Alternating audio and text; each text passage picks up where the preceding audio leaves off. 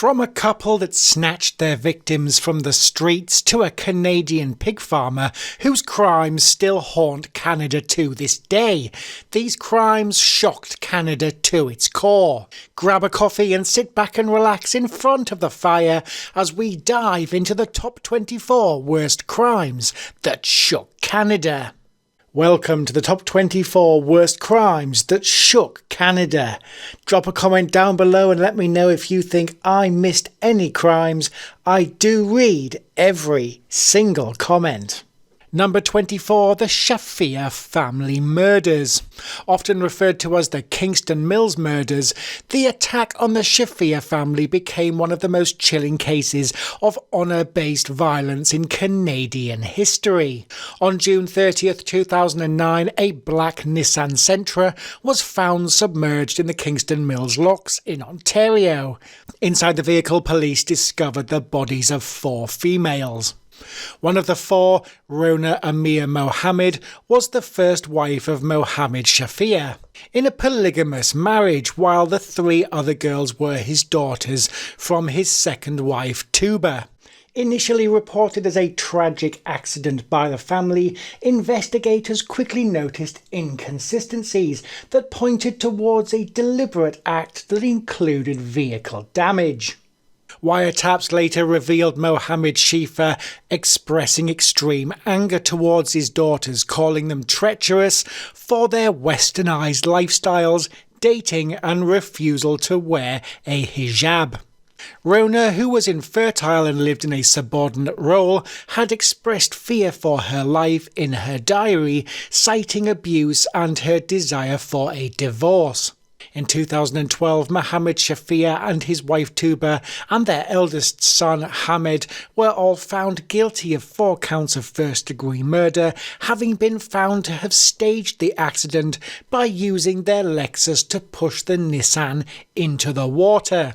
The judge in the trial famously described the killings as cold-blooded, shameful murders based on a twisted concept of honour, and each member of the family is serving life imprisonment with no chance of parole for 25 years.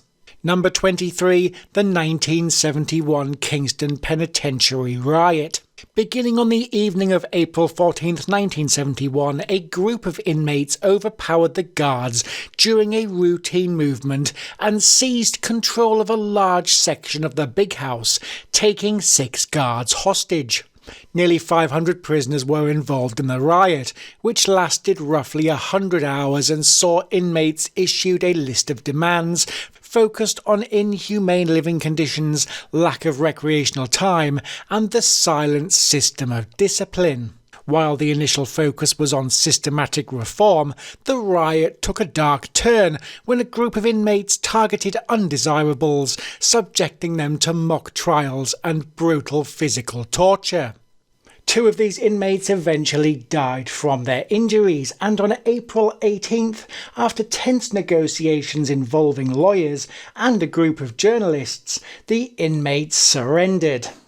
The sight of the military and the Royal Canadian Mounted Police riot squad preparing to storm the building likely accelerated the end of the standoff, but the riot served as a brutal wake-up call for the Canadian government. While the prison didn't close immediately, the riot marked the beginning of the end for the facility as a modern prison, and it finally closed in 2013, having operated well over its capacity for years. Number 22, the murder of Reena Virk. Invited to a party near the Craigflower Bridge, Reena Virk was swarmed by a group of females under the bridge and attacked in a vicious attack. After the initial group dispersed, 2 teenagers, Kelly Ellard and Warren Glowatsky, followed a bloodied and dazed Reena as she tried to walk home and attacked her again, beating her unconscious and eventually drowning her.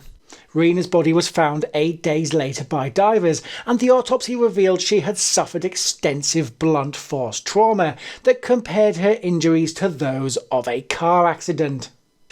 The case was particularly shocking because of the age and gender of the attackers, with 6 girls convicted of assault causing bodily harm, and both Glowatsky and Ellard co-convicted of second-degree murder. Ellard's case went through 3 trials and an appeal to the Supreme Court, with the other sentences ranging from conditional discharges to 1 year in youth custody. Number 21, The Crimes of Luka Magnotta. Magnotta first gained attention from online activists in 2011 for his attacks on animals, and in May 2012, Magnotta killed 33-year-old Wan Lin, a Chinese international student, in her Montreal apartment. Magnotta fled to Europe, triggering an Interpol red notice, and he was eventually apprehended in an internet cafe in Berlin on June 4, 2012, while reading news stories about himself. In December 2014, a grand jury found Magnotta guilty of first-degree murder and 4 other charges, including committing an indignity to a body and criminally harassing Prime Minister Stephen Harper.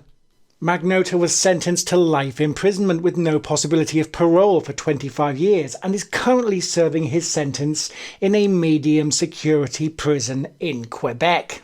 Number 20, The Greyhound Bus Attack. Tim McLean, a 22-year-old carnival worker, was travelling home to Winnipeg on Greyhound Bus 1170, and he was sitting at the back of the bus, listening to music and sleeping against a window. Sitting next to him was a fellow passenger named Vince Lee, who suddenly produced a knife and began stabbing him, with other passengers fleeing the bus when the driver pulled over.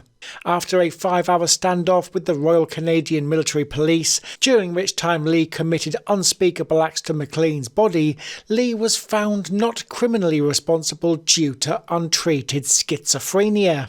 He was committed to a psychiatric facility, eventually granted a full discharge in 2017, and now lives under a different name. Number 19, The Apotex Murders. The 2017 murders of billionaire Apotex founder Barry Sherman and his wife Honey remain one of Canada's most enduring and high-profile unsolved mysteries. Discovered by a real estate agent showing the couple's North York mansion to potential buyers, the bodies of Sherman and his wife Honey were found in a semi-seated position on the pool deck of their basement lap pool. They were hanging by men's leather belts from a metal railing, and their winter coats had been pulled down over their shoulders, pinning their arms behind their backs. Forensic autopsies confirmed that both had died from ligature neck compression, and in the first 48 hours police sources leaked a theory that Barry had killed Honey and then himself. The Sherman family, knowing the couple's future plans and close relationship, immediately rejected this, hiring their own team of private investigators and a forensic pathologist. Following a private autopsy which found marks suggesting the couple's wrists had been bound with zip ties, the police officially reclassified the case as a double homicide in January 2018. 4 years after the crime, police released CCTV footage of a person dubbed the Walking Man, and this individual was seen near the Sherman home on the night of the murders. In 2025, reports surfaced that Toronto police began using advanced data visualization tools to reanalyze cell tower data and electronic geography from the night of the murders to find overlooked patterns.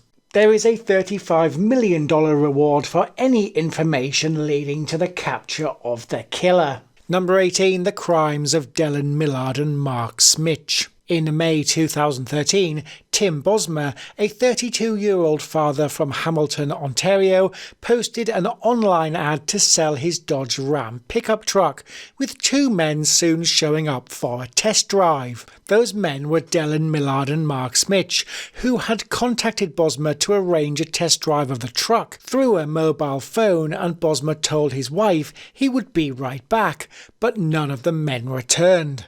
The missing persons investigation was swift and high profile, with police tracking the cell phone used to contact Tim back to Millard's family farm in North Dumfries. While searching the property, they found Bosma's truck, stripped down and hidden inside a trailer, along with a massive industrial livestock incinerator, which had charred human remains inside. Bosma was, however, not the only victim of the duo's crime spree, with Laura Babcock, an ex-girlfriend of Millard, having vanished months before, who ended up in the same livestock incinerator. The death of Dellen's father, Wayne, whose death was initially ruled a suicide, was then re-evaluated, and phone records showed Dellen was at his father's house during the window of time the shooting occurred. The trials were a media sensation, revealing Millard as a man who viewed other people as disposable props for his dark whims and often acted as his own lawyer, displaying a chilling lack of remorse or empathy. Dellen Millard was handed 3 consecutive life sentences and an initial non-parole period of 75 years. However, this was reduced to 25 years on appeal. However, it is thought he will never be released. Number 17, the 2012 Montreal shooting. As the result of the September 4th, 2012 Quebec provincial election poured in, at approximately 11:45 p.m, a man named Richard Henry Bain approached the rear of the concert hall in downtown Montreal, where the winning candidates were celebrating. Dressed in a blue bathrobe and a black balaclava, he was armed with a semi-automatic rifle and a handgun, and fired a single shot from his rifle into a group of stage technicians standing near the back entrance. The bullet killed 48-year-old lighting technician Dennis Blanchette and seriously wounded his colleague Dave Courage. However, in what many consider a miracle, Bain's rifle jammed after his first shot. After the gun jammed, Bain used a road flare and gasoline to start a fire at the back of the venue, while inside the venue bodyguards were busy rushing VIPs to safety. After his arrest, police found Bain's motive was rooted in a deep militant opposition to the Quebec sovereignty movement and that he had planned to kill as many separatists as possible. The trial was long and complex, largely due to Bain's mental health, and the defence argued that he was not criminally responsible due to a toxic mix of antidepressants and a possible psychotic episode. The prosecution successfully argued that the attack was premeditated and driven by political hatred, with a jury finding Bain guilty of second-degree murder and 3 counts of attempted murder. He was sentenced to life in prison without the possibility of parole for 20 years, and the event left a lasting scar on the Quebec political landscape, with survivors later suing the City of Montreal and the provincial government for nearly $300,000 due to the flawed security operation. Number 16, the 2014 Moncton shootings. Beginning around 7:20 p.m. on June 4th, 2014, when residents reported a man dressed in camouflage carrying 2 firearms walking calmly down a suburban street, Justin Bourque launched his targeted ambush against several police officers.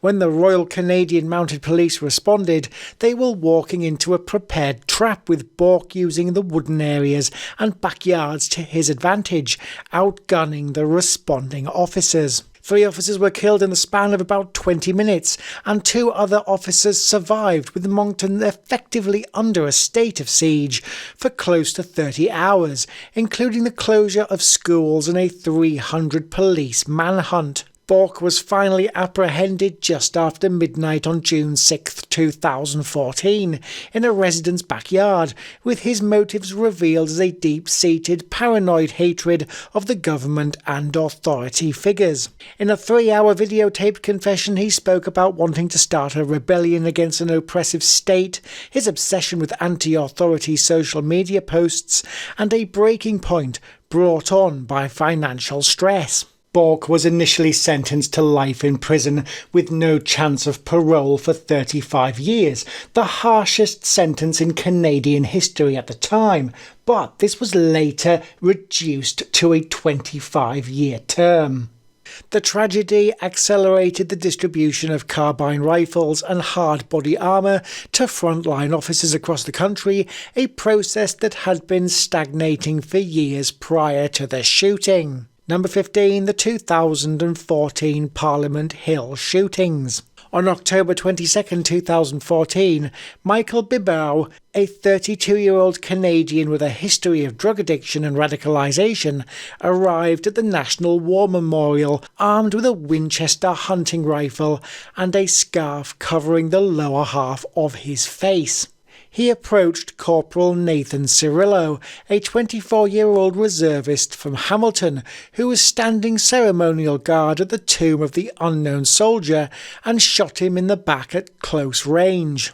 After the shooting, the gunman yelled, "For Iraq," ran to a nearby car and drove towards Parliament Hill, before abandoning his car at the gates of Parliament and carjacking a ministerial limousine at gunpoint. After driving to the base of Peace Tower, he then sprinted into the central block, the main building housing the House of Commons and Senate, but was confronted by unarmed security guard Simern's son, who he shot in the leg. He then ran down the Hall of Honour, a grand corridor that separates the caucus meeting rooms, where Prime Minister Stephen Harper and Opposition Leader Thomas Mulcair were meeting with their representative parties. MPs inside the rooms barricaded the doors with tables and chairs, and Prime Minister Harper was briefly hidden in a closet for protection before being evacuated. As the gunman reached an alcove near the Library of Parliament, he was engaged by the Royal Canadian Mounted Police officers and the Sergeant-at-Arms Kevin Vickers. In a dramatic sequence, Vickers dove behind a pillar and fired his handgun, while Police Constable Curtis Barrett moved forward, also firing, and Bibeau was killed in a hail of 31 bullets. Investigations revealed that Bibeau had originally intended to travel to Libya to study Islam and escape his drug addiction, but the Libyan embassy had delayed his passport application for a background check. He was later found to have cited Canada's military involvement in Iraq as his primary motivation and framed his actions as a retaliatory jihad. Number 14, the Quebec City mosque shooting. Shortly before 8 p.m. on January 19, 2017, as evening prayers were concluding, 27-year-old Alexandre Bissonnette approached the Quebec City mosque armed with a .223 caliber semi-automatic rifle and 9mm Glock pistol. Outside the entrance, Bissonnette attempted to fire his rifle at two men leaving the building, but the rifle jammed almost immediately and he dropped it and drew his 9mm handgun. He entered the prayer hall and opened fire on the approximately 50 people inside, with the attack lasting roughly 2 minutes. A local grocery store owner, Azadine Soufain, rushed the gunman in a desperate attempt to disarm him, but he was killed during the struggle, later posthumously awarded a Medal of Bravery. 6 men, all fathers and respected members of the community, lost their lives during the attack,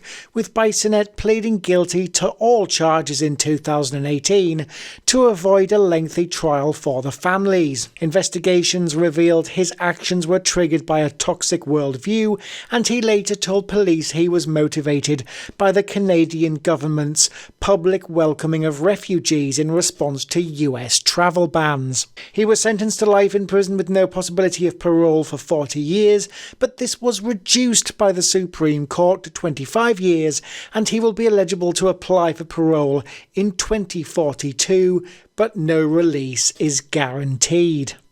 Number 13, the 2017 Edmonton attack. As a white Chevrolet Malibu, driven by 30-year-old Abdulli Hassan Sharif, accelerated through a traffic barricade, it slammed into Constable Mike Chernick, who was working special duty. The force of the impact sent the officer flying nearly 5 meters through the air, and while Chernick was dazed and on the ground, Sharif exited the vehicle and began viciously attacking him in the head and face. Despite his injuries, Chernick fought back, managing to protect his service weapon and prevent the attacker from escalating the situation further, with Sharif eventually fleeing the scene on foot. Following the stabbing, a massive manhunt was launched, and around midnight police stopped a white U-Haul rental truck at a checkpoint on Wayne Gretzky Drive that contained Sharif.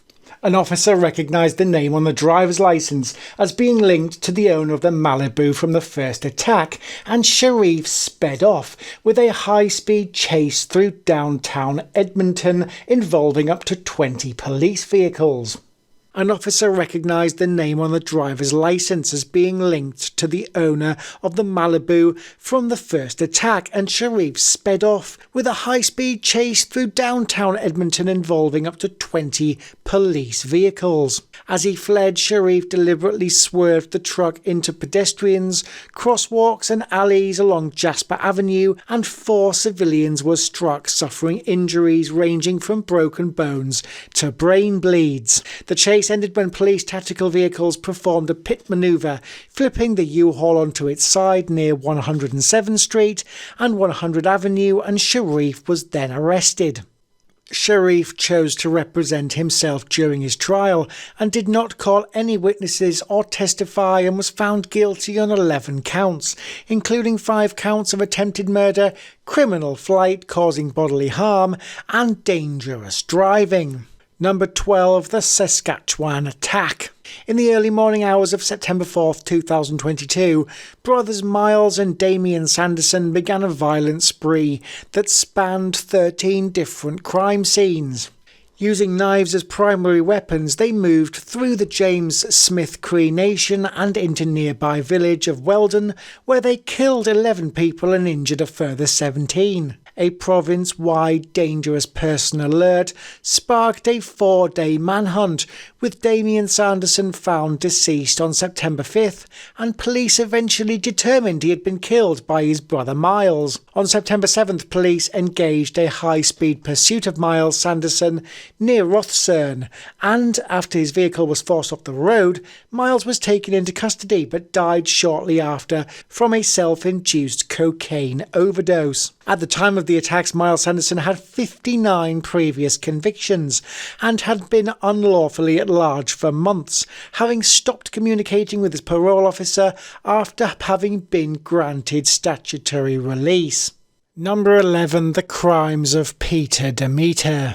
On July 18, 1973, real estate developer Peter Demeter returned to his Mississauga home with house guests to find his wife, 33-year-old model Christine Demeter, bludgeoned to death in their garage. Peter had an airtight alibi, having been at a shopping mall with visitors during the time of the murder, but despite this, police grew suspicious of his behaviour and eventually uncovered a $1 million life insurance. Evidence emerged that Peter had been plotting to kill Christine for months, exploring methods ranging from a faked car accident to electrocution in their pool, and plans to claim the policy taken out on Christine shortly before her death. The 1974 trial was, at the time, the longest in Canadian history, and revealed that Demeter had tried to hire a friend to carry out the hit, and eventually heard from a witness. On December 6, 1974, Peter Demeter was convicted of non-capital murder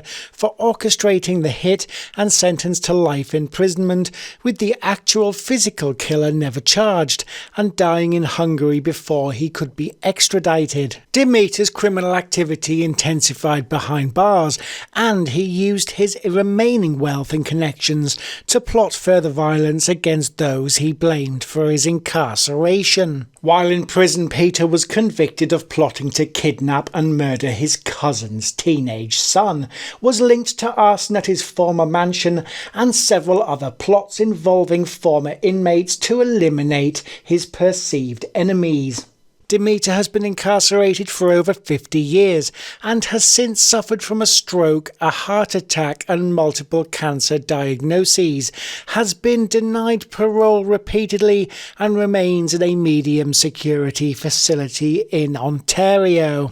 Number 10. The bombing of Canadian Pacific Airlines Flight 21. About 45 minutes after takeoff, while cruising at 16,000 feet near 100 Mile House, British Columbia, a massive explosion occurred in the left aft lavatory of Canadian Pacific Airlines Flight 21. The blast was powerful enough to sever the tail from the fuselage, and witnesses on the ground reported seeing the plane tilt and spiral into a woodland area. 3 frantic mayday calls were recorded before the plane vanished from radar, with all 46 passengers and 6 crew members killed, and rescue workers finding a horrific scene with wreckage scattered across several kilometres of rugged forest. Traces of potassium nitrate and carbon were found, suggesting a low-velocity explosive device, likely a bomb made of dynamite or stumping powder, and the damage was centered on the floor of the rear lavatory. Because no evidence of a timing device was ever found,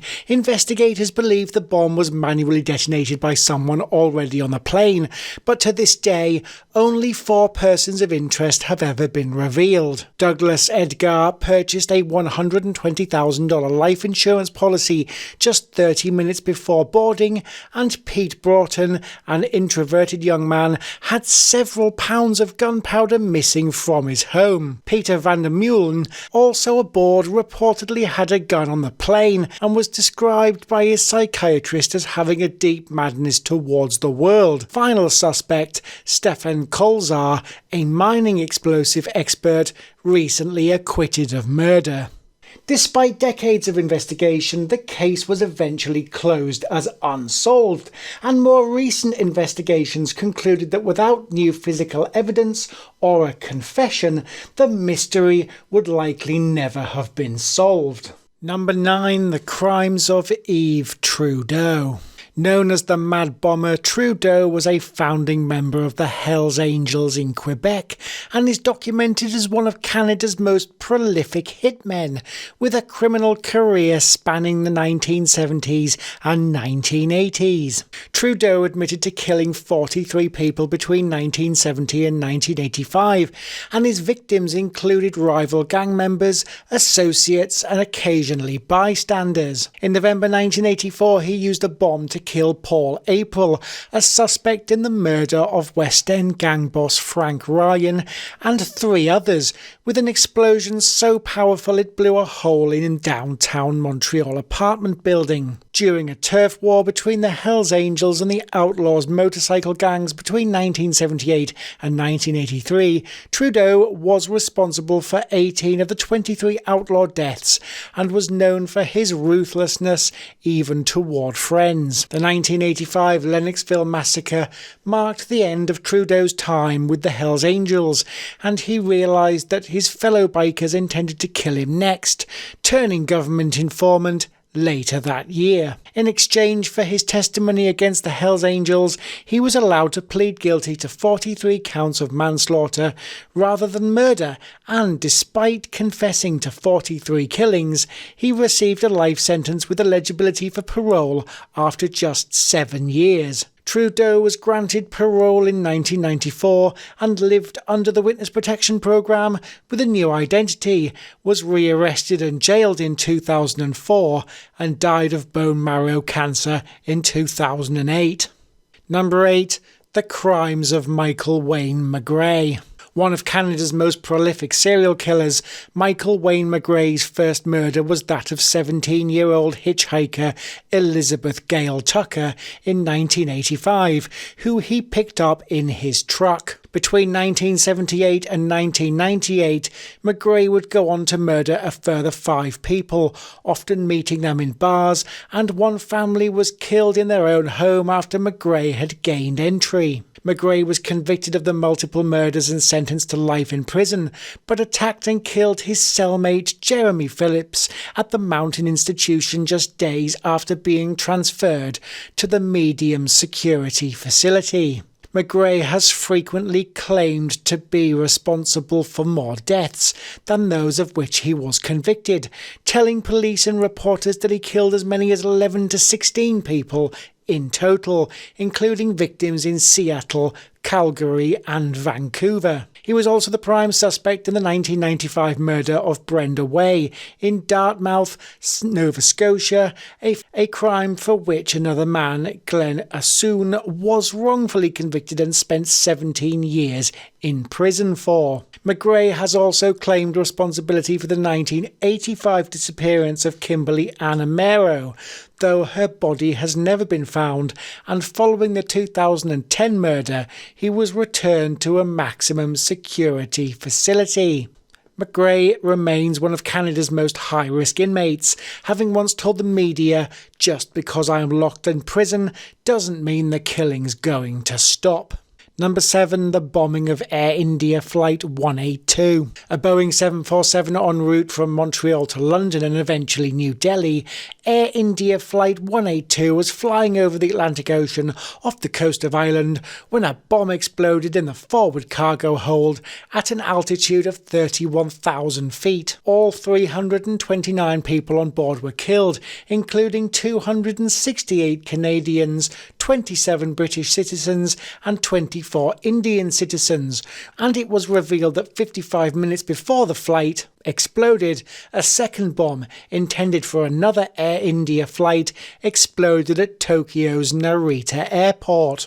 The attack was orchestrated by Baba Khalsa, a Sikh extremist group based in British Columbia, with the motive revealed as retaliation against the Indian government for Operation Blue Star, the 1984 military raid on the Golden Temple in Amritsar.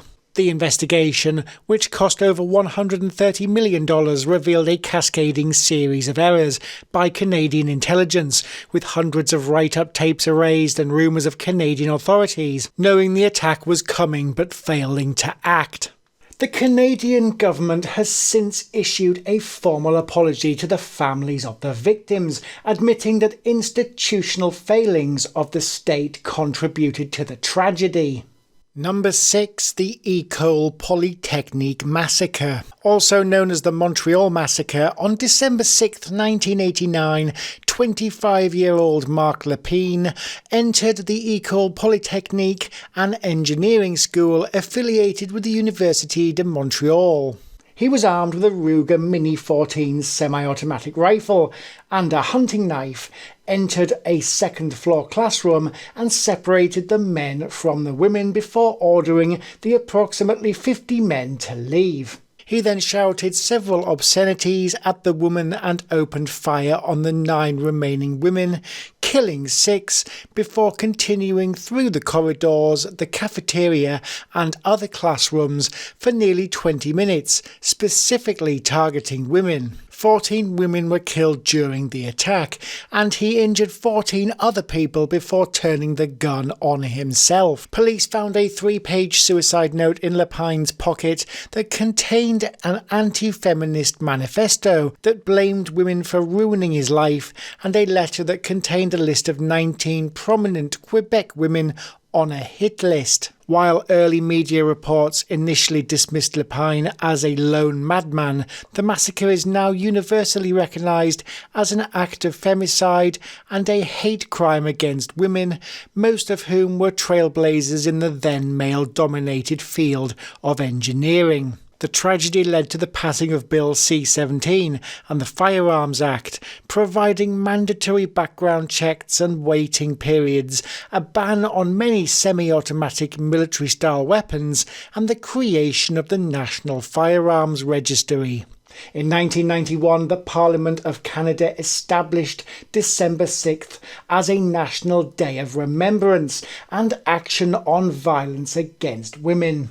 Number 5, the crimes of Elizabeth Wettlaufer. Another of Canada's most prolific serial killers, Elizabeth Wettlaufer confessed in 2016 to murdering 8 senior citizens and attempting to murder 6 others in southwestern Ontario between 2007 and 2016. Wettlaufer's method of choice was the intentional overdose of insulin, a medication that is difficult to detect in post-mortem toxicology screens, and her victims' deaths were initially attributed to natural causes.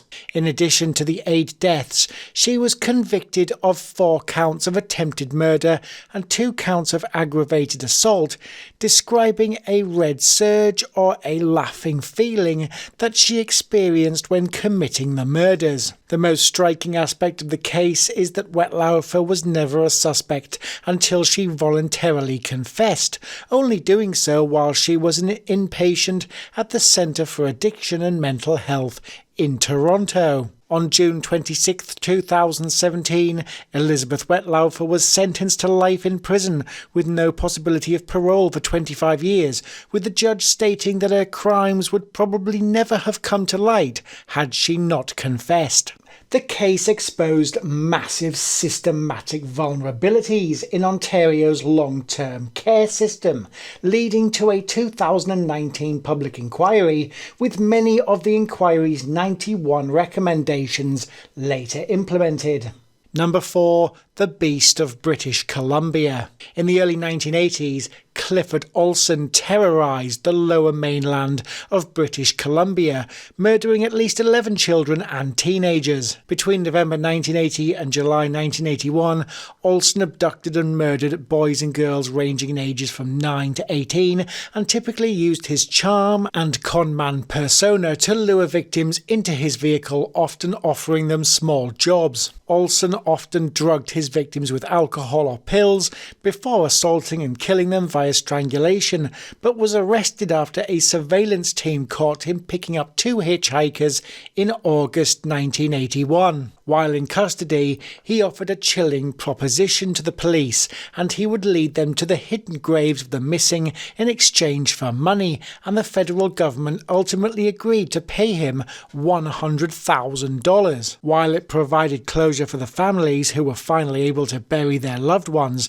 many Canadians felt the justice system had made a deal with the devil, allowing a monster to profit from his atrocities. Olson was sentenced to 11 consecutive life terms in 1982, but continued to manipulate the public and legal system, using every available legal avenue to stay in the headlines, including applying for early parole under the Faint Hope Clause. He represented himself at the 1997 hearing, where he taunted victims' families and claimed responsibility for over 100 other murders, and was given a near-perfect score on the psychopathy checklist by psychiatrists.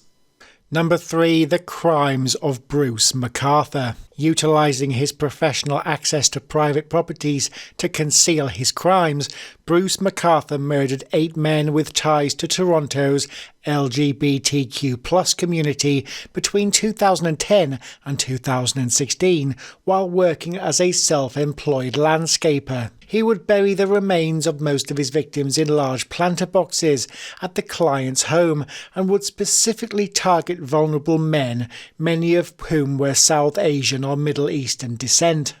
Some lived double lives, concealing their sexual orientation from their families, while others struggled with homelessness or precarious immigration issues. The Toronto Police Service faced intense criticism for initially dismissing community fears that a serial killer was operating in the Church and Wellesley neighbourhood.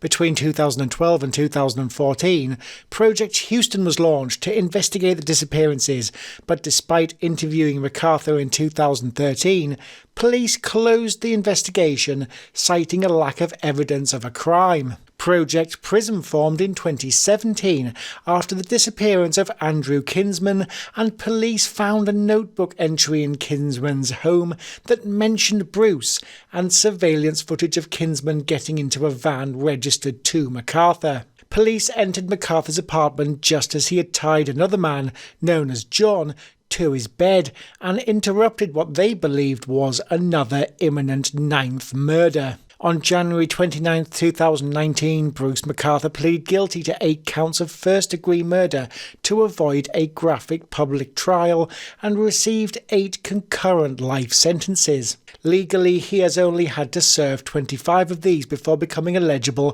for parole, but will be 91 years old at the time and is expected to die in prison, currently remaining incarcerated in a medium-security federal institution. Public safety officials and the presiding judge have noted there is no doubt he would have continued killing had he not been apprehended. Number 2. The Ken and Barbie Killers. One of the most widely covered kidnapping and murder cases in Canadian history, Paul Bernardo and Carla Homolka were a seemingly perfect Canadian couple that hid a dark secret. Their nicknames were derived from their polished middle-class appearance. Bernardo was a handsome accountant and Homolka a blonde veterinary assistant, which masked a reality of extreme violence. Before their joint crime, Bernardo was active as the Scarborough rapist, a serial attacker responsible for at least 14 rapes in and around Toronto, but after meeting Homolka, the violence escalated massively. In a horrific crime, the couple drugged Carla's own 15-year-old sister with stolen veterinary sedatives before Bernardo attacked her while Carla watched and Tammy subsequently choked and died. In 1991, the couple kidnapped Leslie Mahaffey from her home in Burlington and held her captive, eventually killing her. A year later, Kirsten French was abducted in broad daylight, was held for 3 days, during which the couple recorded hours of torture on videotape before murdering her. After the capture, Homolka told investigators she was an unwilling accomplice and a victim of Bernardo's abuse, later taking a plea deal of 12 years to testify against Bernardo. Police only discovered the hidden videotapes made by the couple after this legally binding deal had already been signed, with the footage proving Homolka was a highly active and often gleeful participant in the crimes. Homolka was released from prison in 2005 after serving her full 12-year sentence, changed her name and spent time in the Caribbean before returning to Quebec. Bernardo was convicted of 2 counts of first-degree murder and declared a dangerous offender, meaning he is likely to remain in prison for the rest of his life and is currently serving time inside a medium-security facility in Quebec. Number 1. The Crimes of Robert Pickton. A pig farmer from British Columbia, Robert Pickton is often cited as Canada's most prolific serial killer and operated a farm and a non-profit charity called the Piggy Plays Good Times Society. He hosted rancorous parties for bikers and sex workers while the farm became a graveyard for his many victims, mostly women, between the late 1990s and 2000. Pickton lured women to his farm with the promise of money or drugs, and once there, he would kill them and use the farm's rendering equipment to dispose of the remains. When police finally raided the farm in 2002 on unrelated firearms charges, they found horrific evidence that included bodies of 33 people. Pickton was originally charged with 26 murders, but to simplify the massive trial, the judge split the charges that included 6 counts of second-degree murder and 20 additional murder charges that were stayed by the Crown in 2010. On May 19, 2024, Pickton was attacked by another inmate at Port Cartier Institution in Quebec, having been struck in the head with a broken broom handle and placed on life support. Pickton died from his injuries on May 31, 2024, at the age of 74, with many of the victims still missing. Thanks for watching. If you loved the video, we have more worst crime videos on the channel. On the left is part 1 of the top 50 worst crimes that shook the United Kingdom, and on the right are the top 25 worst crimes in Australia. We'll see you in the next video.